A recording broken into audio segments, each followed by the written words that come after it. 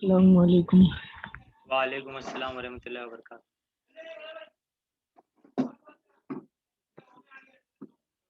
चलो सब बच्चे लोग आ गए हैं, हम लोग स्टार्ट करते हैं।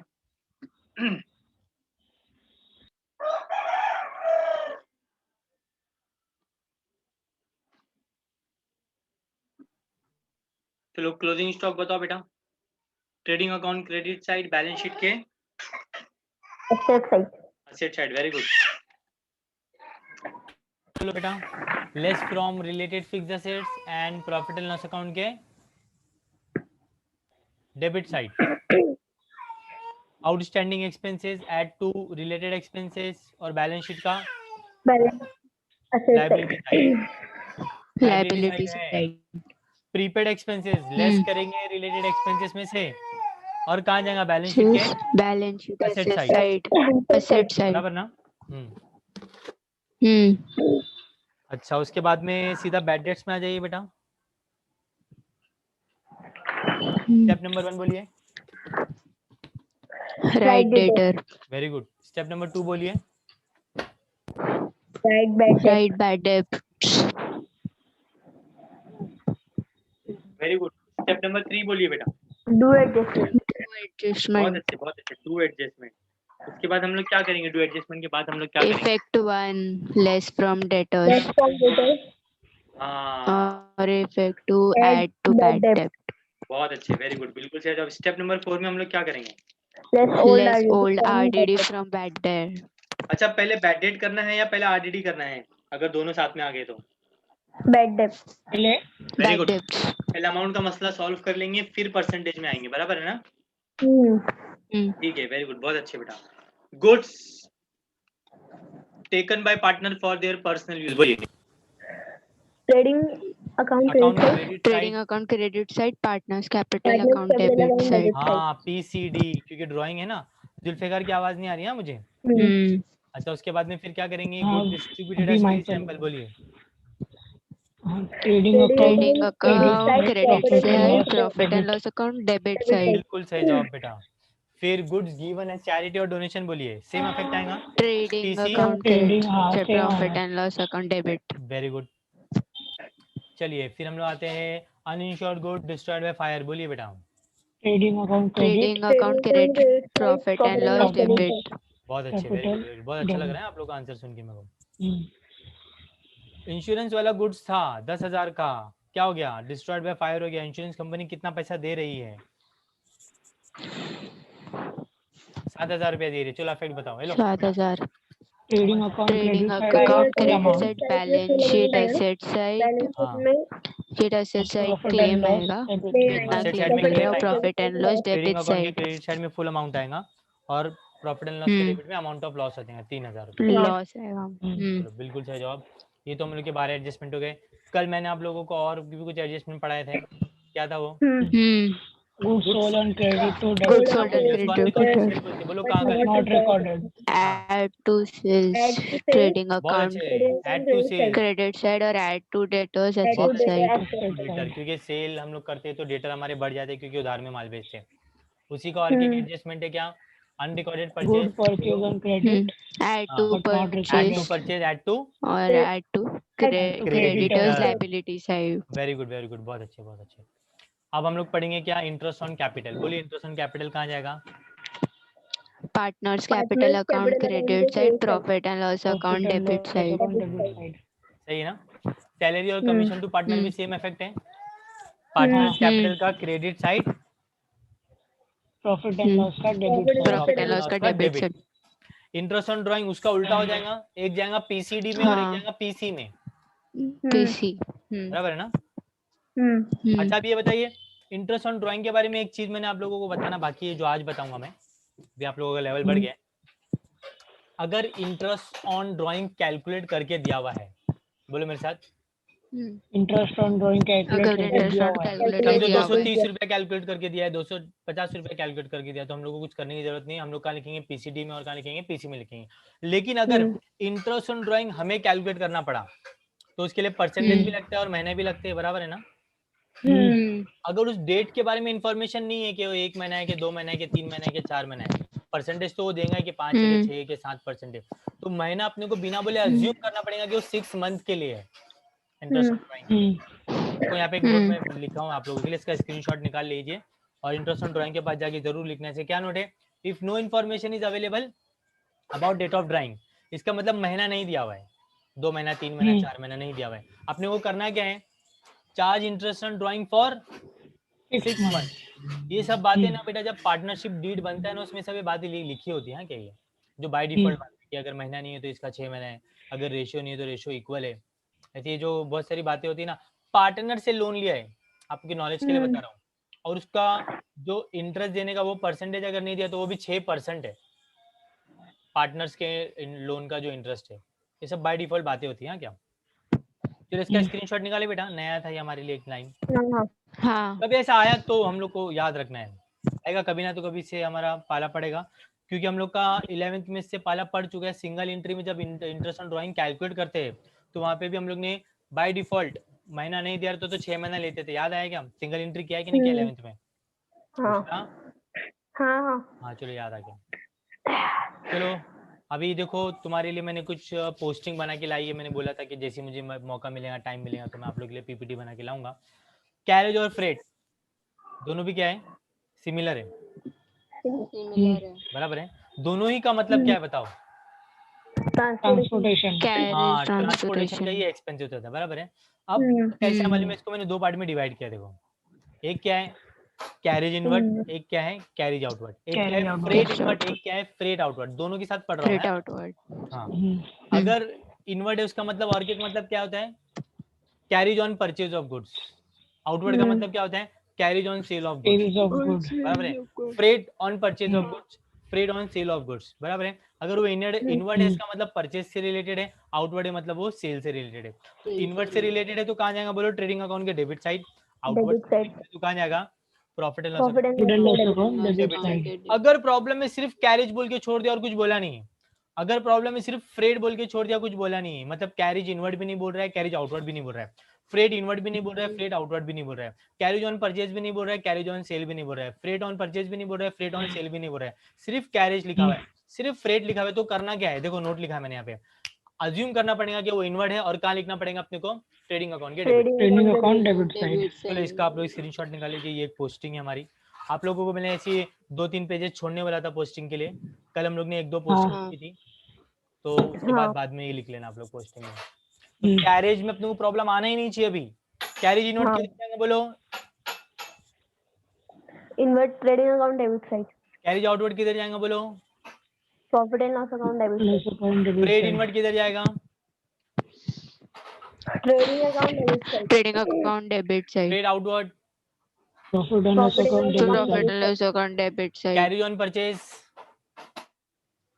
Trading account debit side. Carriage on sale profit and loss account debit side. Freight on purchase trading account debit side. Freight on sale profit and loss account debit side. सिर्फ कैरेज, कुछ बोला ही नहीं है, सिर्फ carriage लिखा हुआ है। Trading account debit side. सिर्फ फ्रेट बोला है, कुछ बोला ही नहीं है। Trading account debit side. चलो आपको क्लियर हुआ ना बेटा? आगे बढ़े फिर। जो नेक्स्ट आइटम वाला है रॉयल्टीज। क्या है बेटा? रॉयल्टीज किसको मिलती है पता है क्या? ऑथर्स को मिलती है, सिंगर्स को मिलती है। जैसे कि फॉर एग्जांपल मैंने एक बुक लिखा अकाउंट्स के ऊपर, बराबर है ना?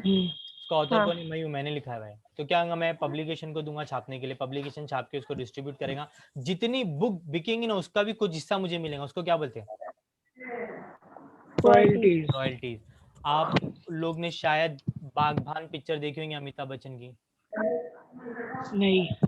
बागबान, उसमें वो बुक वगैरह लिखता है, चले जाता है और जो दोस्त के घर पे रहता है तो बाद में उसको छाप के बहुत सारा इनकम जमा करके बाद में उसको देता है लेके आके। ऐसा कुछ होता है ना पिक्चर में?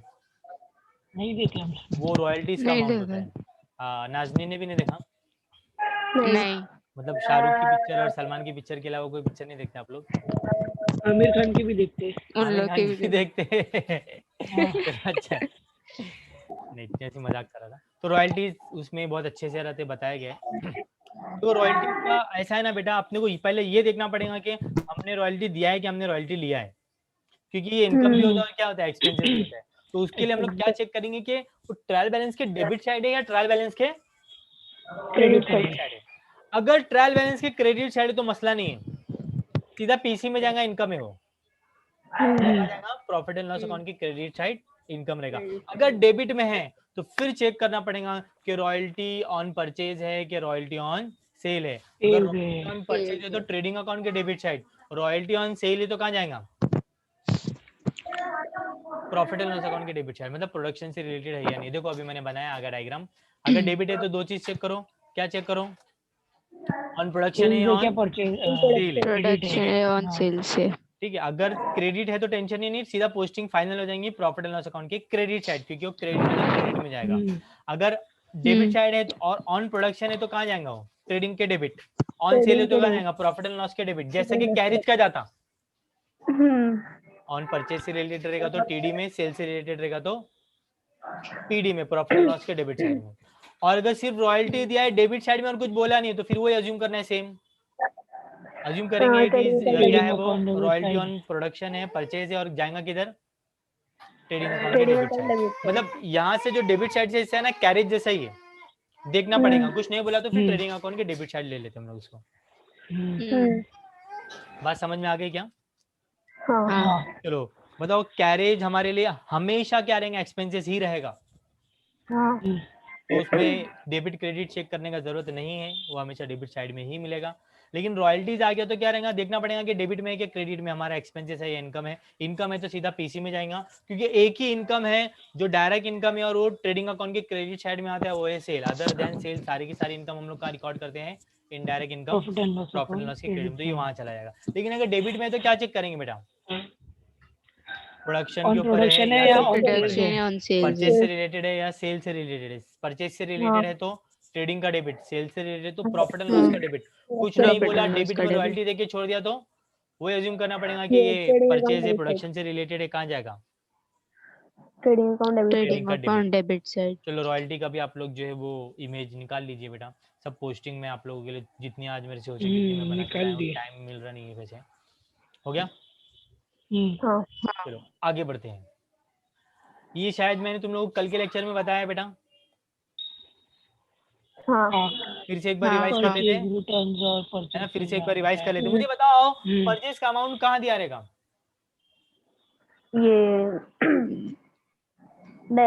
Debit side. Very good. Sale का अमाउंट कहाँ मिलेगा अपने को, क्रेडिट साइड में। परचेज रिटर्न किधर मिलेगा, ये credit side. Very good. Sales return किधर मिलेगा, डेबिट साइड मिलेगा। Very good. चलो इसका भी स्क्रीनशॉट निकाल लो।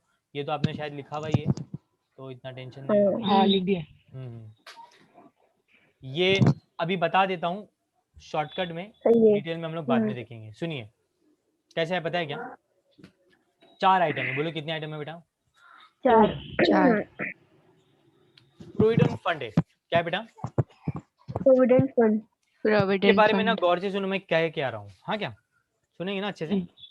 देखो अभी आप लोगों का पढ़ाई खत्म होगा तो आप लोग इंटरव्यू वगैरह देंगे, इंशाल्लाह फर्स्ट राउंड में आप लोग सेलेक्ट भी हो जाएंगे। तो फिर वहाँ पे आपको ऑफर लेटर वगैरह दिया जाएगा, उसमें बताया जाएगा कि आपकी सैलरी इतनी इतनी है। एग्जाम्पल के तौर पे आपकी ग्रॉस सैलरी 25,000 है बेटा। कितने है? 25,000। हाँ शुरुआत में इतनी उम्मीद मत रखना, लेकिन बोल रहा हूँ 25,000 आपकी सैलरी है, लेकिन आपको 25,000 हाथ में नेट नहीं मिलता है, कट के मिलता है। कुछ पैसे कट जाते हैं ना। तो उसमें से एक चीज जो कटती है ना, वैसे तो थोड़ी बहुत और भी चीजें, प्रोफेशन टैक्स वाला कटता है क्योंकि सैलरी में से कटता है, और भी चीजें कटती है। उसमें से एक चीज जो कटती है ना उसको बोलते हैं पीएफ। क्या बोलते हैं उसको, पीएफ का मतलब होता है प्रोविडेंट फंड। एक एग्जांपल ले रहा हूँ कि मैं एकदम सीरियसली मत लेना।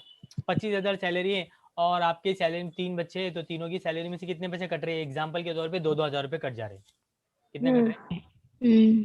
2,000 की सैलरी में से 2,000 कटे सिर्फ पीएफ के नाम से है क्या, बाकी जो कट रहे उसकी बात नहीं कर रहा मैं, पीएफ की बात कर रहा हूँ। फिर नाजनीन की सैलरी में से भी 2,000 कट रहे हैं, बुशरा की सैलरी में भी 2,000 कट रहे हैं, बराबर है ना? होता क्या है, एम्प्लॉई की सैलरी में से जितना काटते हैं ना, एम्प्लॉयर को भी उतना इक्वल अमाउंट मिलाना पड़ता है। समझ, जो मैं एम्प्लॉयर हूँ, मेरी कंपनी में काम कर रहे हैं आप लोग, बराबर है? तो सैलरी में से कितना कटा, 2,000। तो मुझे भी कितने मिलाने पड़ेंगे जुल्फिकार के अकाउंट में? 2,000। नाजनीन की सैलरी में से कितना कटा? 2000 तो 2000 मुझे भी कितने मिलाने हैं? 2000 समझ में आ रहा है ना? तो एक अमाउंट उन लोग ऐसा डिसाइड करके रखते हैं कि कंपनी को भी भारी ना पड़े, एम्प्लॉय को भी भारी ना पड़े, क्योंकि ये लोग ने जितना काटना है फिर लोग को उतना अपनी जेब से मिलाना भी पड़ेगा। चलो एक एग्जांपल लेते हैं कि अप्रैल का महीना है। कौन सा महीना है बेटा? अप्रैल। फाइनेंशियल ईयर जहाँ से स्टार्ट होता है मैं वहां से बात कर रहा हूँ। जनवरी टू दिसंबर की बात नहीं कर रहा हूँ, अप्रैल टू मार्च की बात कर रहा हूँ, फाइनेंशियल ईयर की बात कर रहा हूँ। फाइनेंशियल ईयर का महीना है, आप लोगों की सैलरी में से 2000 रुपया कटा, बराबर है? एम्प्लॉयर ने 2000 रुपया मिलाया, ठीक है ना? मिलाने के बाद क्या करते हैं मालूम कि ये पैसे को लेते हैं और कहीं पे इन्वेस्ट कर देते हैं। क्या करते हैं? कहीं पर इन्वेस्ट कर देते हैं, ठीक है? ये कौन सा महीना हो गया बेटा? ये अप्रैल का हो गया था। अप्रैल। मई के महीने के एंडिंग में भी जब आपको सैलरी मिलेगा तो आपकी सैलरी में से 2000 रुपया कटेगा। मुझे भी पैसा मिलाना है 2000 रुपए, ठीक है ना? हाँ, एक महीना मेरा इन्वेस्ट करके हुआ है, वहां से कुछ इंटरेस्ट भी आएगा, वो इंटरेस्ट भी लूंगा मैं। फिर तीनों को मिला के वापस मई के महीने का क्या कर दूंगा? इन्वेस्ट कर दूंगा। फिर जून का महीना आया, जून के महीने में क्या होगा बोलो? रिटर्न मैंने आपकी सैलरी में से पैसे काटे, एम्प्लॉयर ने अपनी जेब से पैसे मिलाए, एक का एक महीने का इंटरेस्ट है तो एक का 2 महीने का इंटरेस्ट है, जो भी इंटरेस्ट आए वो भी लूंगा, तीनों को मिला के क्या कर दूंगा? इन्वेस्ट कर दूंगा। हाँ, उसी तरह से जुलाई में भी होगा, फिर जून में भी, जून जुलाई अगस्त सितंबर अक्टूबर पूरा ऐसे होगा। समझ जाओ जुल्फिकार है ना, 4 साल काम करने के बाद छोड़ के जा रहा है, अभी दूसरी कंपनी में जाना है उसको, रिटायर हो रहा है वो।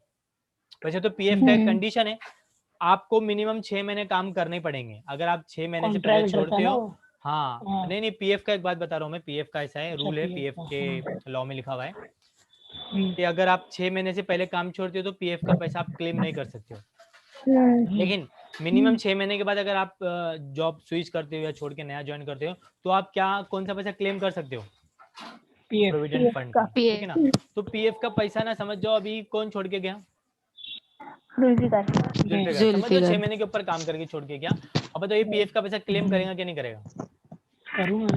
तो कंपनी क्या करेंगी ना, जो इसके नाम पे उसने इन्वेस्टमेंट करके रखी थी ना, क्योंकि कंपनी के हाथ में, कंपनी के नाम से इन्वेस्टमेंट हुआ है, जुल्फिकार खुद बेच के थोड़ी ना पैसे ले सकता है, तो कंपनी के जरिए पैसे लेने पड़ेंगे। कंपनी क्या करेंगी? वो इन्वेस्टमेंट मार्केट में बेच देंगी और वो पैसे जो आएंगे वो किसको दे देंगी? हाँ, जो जुल्फिकार को क्या क्या क्या पैसा मिलेगा पता है आपको? मालूम है क्या? जो इतने साल से उसकी सैलरी में से कट रहा था वो इकट्ठा उसको मिलेगा, उसको मिलेगा, उसका डबल भी मिलेगा। क्यों डबल मिलेगा? क्योंकि एम्प्लॉयर ने भी इतना पैसा मिलाया है।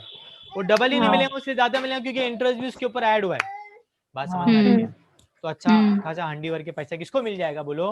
जुल्फिकार को। आपको बात समझ में आ रही है? होता क्या है, तो आपने बस 4 आइटम क्रिएट होते बेटा। देखो, एक है प्रोविडेंट फंड जो क्रेडिट में मिलेगा, दिख रहा है आपको? हाँ। एक है इंटरेस्ट ऑन प्रोविडेंट फंड, दिख रहा है? अच्छा बताओ, ये जो पीएफ का पैसा है ना, ये जो प्रोविडेंट फंड में जो पैसा जमा हो रहा है ना, जो क्रेडिट साइड में पहला आइटम है, ये किसको पेएबल है? एम्प्लॉयर को पेएबल है। और उसके इंटरेस्ट का पैसा भी इनकम नहीं होता है, वो इंटरेस्ट ऑन जो पीएफ है वो भी साथ में मिला के पेएबल है ना बेटा। देखो, पीएफ का पैसा भी एम्प्लॉय को पेएबल है, बराबर है?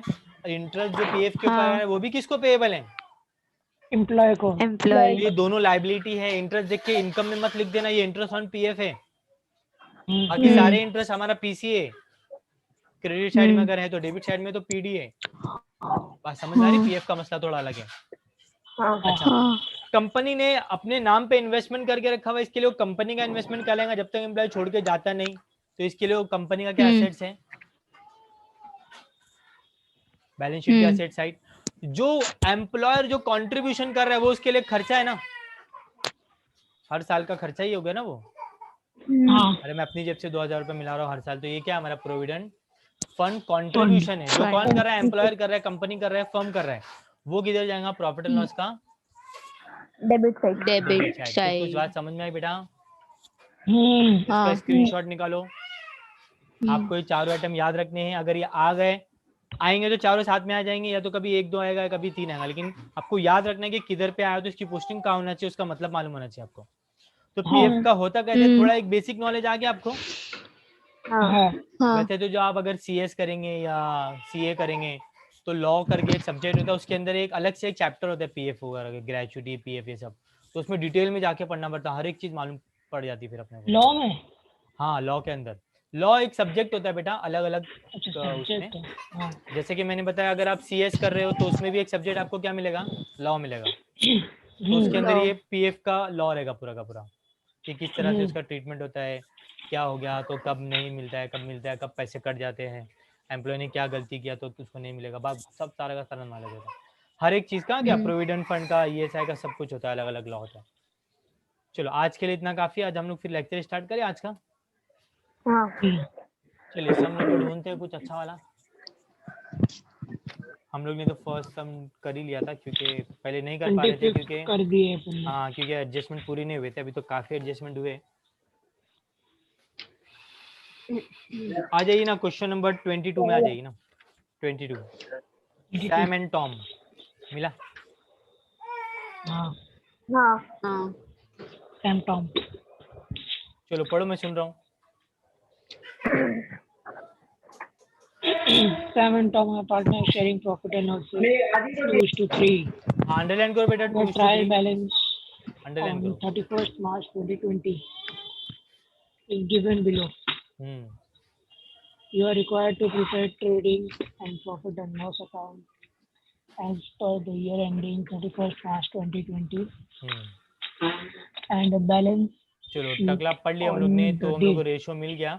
और रेशो क्या था एक बार बोल के बताओ मुझे। 2:3। मतलब सैम का कितना रहेगा, 2/5। 3 में से 5 में से 2 हिस्सा किसका, और इसका 3/5। हाँ इसका 3/5। Very good. कभी भी दोनों का एडिशन डिवाइड में रहेगा। हाँ क्या, डिवाइड के नीचे। हाँ चलो आ जाइए ना फिर। टकला पढ़ने के बाद हम लोग आ जाते हैं किधर, एडजस्टमेंट में। क्लोजिंग स्टॉक का 2 वैल्यू दिया, एक 15,000 और एक 18,000। क्या करेंगे मुझे आप लोग बताओ। जो कम है वो लेंगे। हाँ जो कम है वो लेंगे, तो ज्यादा वाले को कैंसिल कर दो ना, which ever is less. Conservatism concept है बेटा, कंजर्वेटिज्म। दूर का लॉस अभी रिकॉर्ड करो। Conservatism concept. आपको ये सब कॉन्सेप्ट यूट्यूब पे मिल जाएंगे। हाँ अभी तक एक ही कॉन्सेप्ट आया है मेरे ख्याल से, एंटिटी कॉन्सेप्ट। अभी उसके बाद मेरे ख्याल से गोइंग कंसर्न आएगा, उसके बाद फिर बहुत लेट आएगा ये कंजर्वेटिज्म, उसमें डिटेल में बताऊंगा मैं आप लोगों को। तो 15,000 के 2 इफेक्ट बोलो ना जल्दी जल्दी। TCBA। वेरी गुड, TCB लिख दो वहां पर।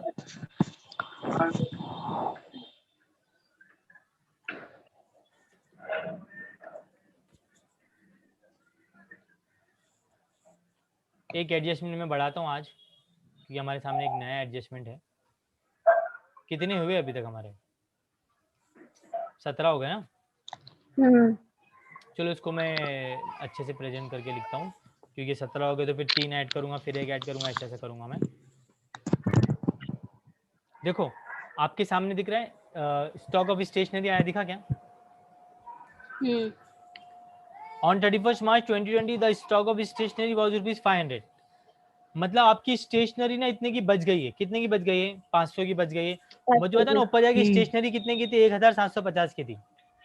हाँ तो 1750 में से तो 500 तो बच गया, तो एक्चुअल एक्सपेंसेस कितना हुआ है।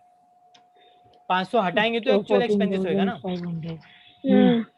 तो इसका मतलब क्या है, उसमें से उसको माइनस करना पड़ेगा। तो पहले इफेक्ट लिखो लेस, कॉमा ये जो स्टॉक है ना जो हम लोग का बच गया, इसको हम लोग कहाँ लिखेंगे, बैलेंस शीट के असेट साइड। कहाँ लिखेंगे बेटा इसको, बैलेंस शीट के असेट साइड। बात समझ में, कॉन्सेप्ट समझो आप। 1750 में से 500 का यूज नहीं हुआ है, तो एक्सपेंसेस में नजर नहीं आना चाहिए, इसके लिए वहां से उसको हटा दिया। और जो स्टॉक बच गया, जो नेक्स्ट ईयर अपन यूज करने वाले उसको कहाँ उठा के रखेंगे, स्टॉक में। स्टॉक कहाँ रहता है, बैलेंस शीट के असेट साइड में। तो लिखो लेस कॉमा बी। एक एडजस्टमेंट मैंने अभी पढ़ा दिया हूँ, आपको लिखा दूंगा मैं बाद में, वो सीरीज में मैं लिखाऊंगा आपको। चलो reserve for bad and doubtful debt at 5% on debtor. तो ये 4 इफेक्ट करने वाले, 4 स्टेप्स करने वाले, इसका हम लोग देख लेंगे बाद में। बिल्डिंग है और पेटेंट के ऊपर डेप्रिसिएशन है, दोनों को मार्क कर लो, इफेक्ट भी लिख दो, लेस कॉमा पी डी।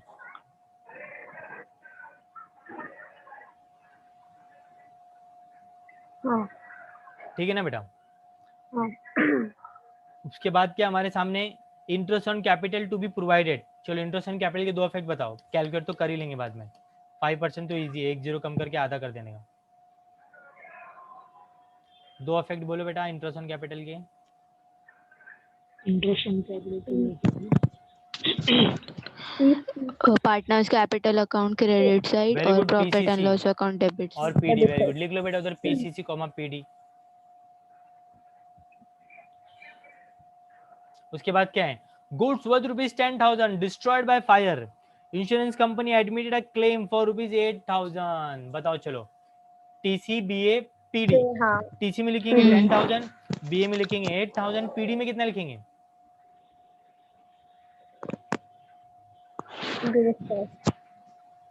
आवाज नहीं आई। 2,000 रुपए, वेरी गुड। चलो आ जाइए। चलो मैं पहले पोस्टिंग करवा देता हूँ ना आपकी, फिर आप लोग आराम से फिर सब में ध्यान देना। Purchase PD, very good, trading account debit side. Patent right, assets very good.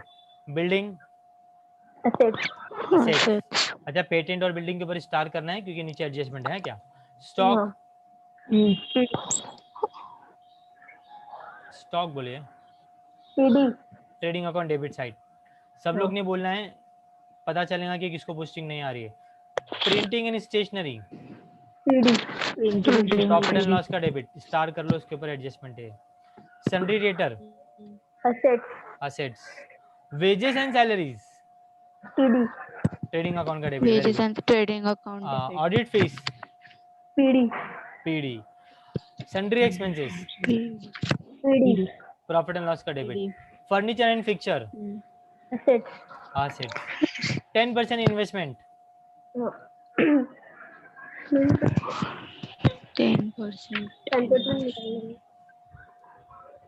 Posting बताओ कहाँ जाएगा। प्रॉफिट एंड लॉस क्रेडिट, बिल्कुल गलत जवाब, इन्वेस्टमेंट हम लोग का असेट्स होता है बेटा, याद रखेंगे इसको। इन्वेस्टमेंट हम लोग का क्या है, assets। और 10% मिलने दो इंटरेस्ट के, 15% मिलने दो के, 25% मिलने दो, इन्वेस्ट किया है मतलब हम लोग का असेट्स है। सुनिए, अब आपको आज पहली बार मैं हिडन एडजस्टमेंट सिखाऊंगा। क्या सिखाऊंगा? Hidden adjustment. हिडन एडजस्टमेंट का मतलब जो है कि वो एडजस्टमेंट नीचे नहीं आते, पोस्टिंग के साथ में लगे होते हैं। सुनिए, अभी गौर से सुनिए बेटा, इस पूरी लाइन का मतलब मैं समझाने जा रहा हूँ, इसके दो इफेक्ट भी बताऊँ क्योंकि ये एडजस्टमेंट है। आपने 10% का कहीं पे इन्वेस्टमेंट किया है 10,000 रुपए का, बराबर है, और वो इन्वेस्टमेंट आपने कौन से दिन किया? 38 सितंबर 2019। मुझे बताओ ना, सितंबर का महीना तो पूरा खत्म हो गया, उसको काउंट में नहीं लेंगे क्योंकि आखिरी दिन किया ना। तो अक्टूबर का महीना, नवंबर का महीना, दिसंबर का महीना, जनवरी का महीना, फेब का महीना, और हमारे ईयर एंड डेट क्या है 31 मार्च। मतलब कितने महीने हो गए? देखो मैं बता भी रहा हूँ, देख के भी नहीं बोल रहे आप लोग। कैमरा चालू है ना सबका? मेरा मैं दिख रहा हूँ ना? कितने हैं? एक ही बच्ची बोलती है, बाकी कोई बोलते नहीं, मैं कैसे बोलूँ आगे? 6 मंथ हुए, मतलब आपने 6 महीना पैसा लगाया हुआ है, आपको 6 महीने का 10% इंटरेस्ट मिलेगा, बराबर बात है? आ जाइए, देखो यहाँ पे मैं एडजस्टमेंट कर रहा हूँ, यहाँ पे हिडन एडजस्टमेंट है, नाम दूंगा मैं इंटरेस्ट ऑन इन्वेस्टमेंट, ठीक है। अमाउंट कितना है यहाँ पे? 10,000, ठीक है। उसके ऊपर परसेंट कितना है? 10%। महीना अभी अभी मैंने कैलकुलेट करके बताया आपको, ये 6 महीने आए। चलो कितना हो रहा है मैं बताऊँ आपको, एक जीरो कम किए तो 1000 हो गया, 10% हो गया 1000। अभी आपको 6 महीने का करने तो उसका आधा कर दो तो 500 हो गया ना बेटा? हाँ 500 ये इसका मेरा आंसर है। मुझे बताओ 500 को मैं नाम क्या दूं? आउटस्टैंडिंग एक्सपेंसेस बोलूं या आउटस्टैंडिंग इनकम बोलूं? हाँ आवाज नहीं आ रही बराबर। इनकम रहेगा, आउटस्टैंडिंग इनकम है बेटा। ये क्या है? आउटस्टैंडिंग, क्योंकि बेटा आपने पैसा लगाया है, आपको इंटरेस्ट मिलने वाला है, आप थोड़ी ना देने वाले। तो आउटस्टैंडिंग इनकम के दो इफेक्ट क्या करेंगे? तो एक इनकम में जाके लिखना पड़ेगा, और इनकम किधर होती है? पीसी में होती है बेटा। इनकम किधर होती है? पीसी में होती है, बराबर है। और एक जो मिलने वाले मतलब का बैलेंस शीट का असेट साइड, ये वर्किंग का फोटो निकालेंगे तो इसको भी ले लेना आराम से, तो स्क्रीनशॉट में आ जाएगा, टेंशन नहीं। आपको बात समझ में आई क्या? ये 500 के दो इफेक्ट रहेंगे, यहाँ लिख देता हूँ। Outstanding income is equal to 500, उसके रहेंगे दो इफेक्ट पीसी और बीए, ठीक है बेटा। चलो पोस्टिंग करते करते मैं इसको भी कर दूंगा, अभी सिर्फ लिख के रखा मैंने। Cash, assets, provident fund contribution, जल्दी बोलो, अभी बताया तुम लोगों को। पीडी। प्रॉफिट एंड लॉस का डेबिट, बिल्कुल सही जवाब। कैरेज इनवर्ड, अभी बताया है। TD. TD, very good. Trade expenses. Oh my God. Yes. क्या क्या? Assets. आपको बहुत पता है बाकी.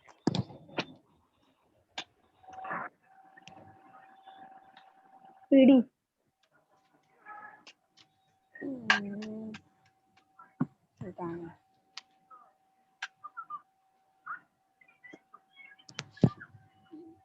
हाँ, क्या आंसर है आप लोगों का? क्या बोले PD. ट्रेड एक्सपेंसेस के बारे में? एक्सपेंसेस जो भी एक्सपेंसेस रहेगा मतलब PD में रहेगा. Trading account debit side. अच्छा, ट्रेडिंग अकाउंट भी सही है, लेकिन सॉरी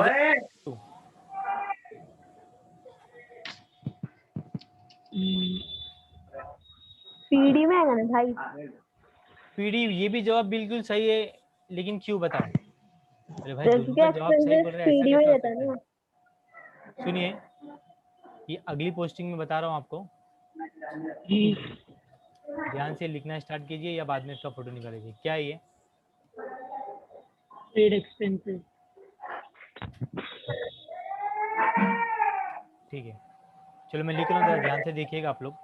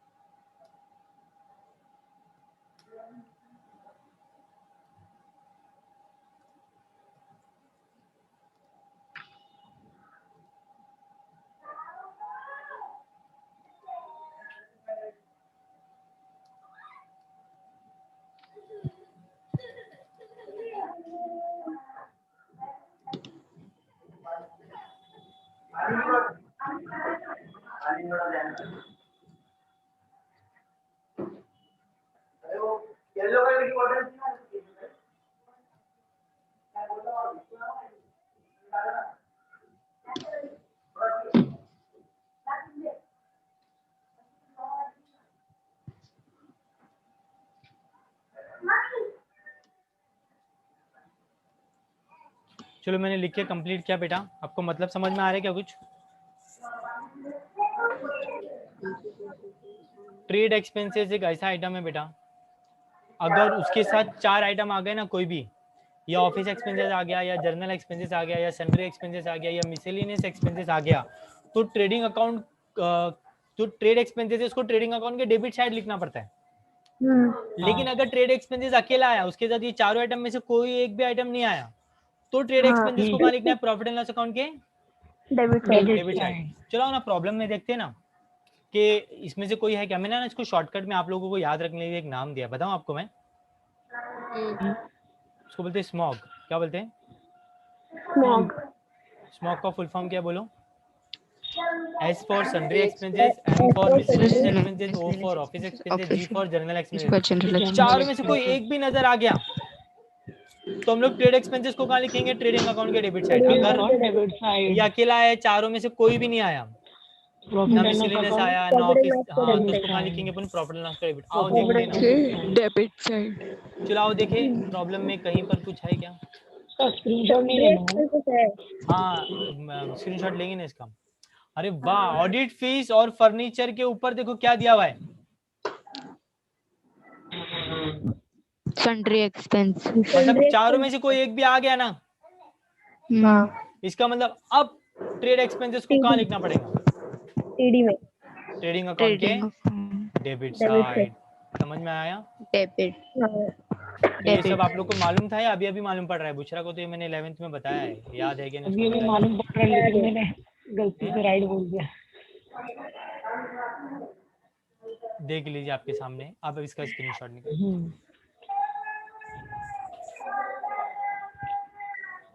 हो गया।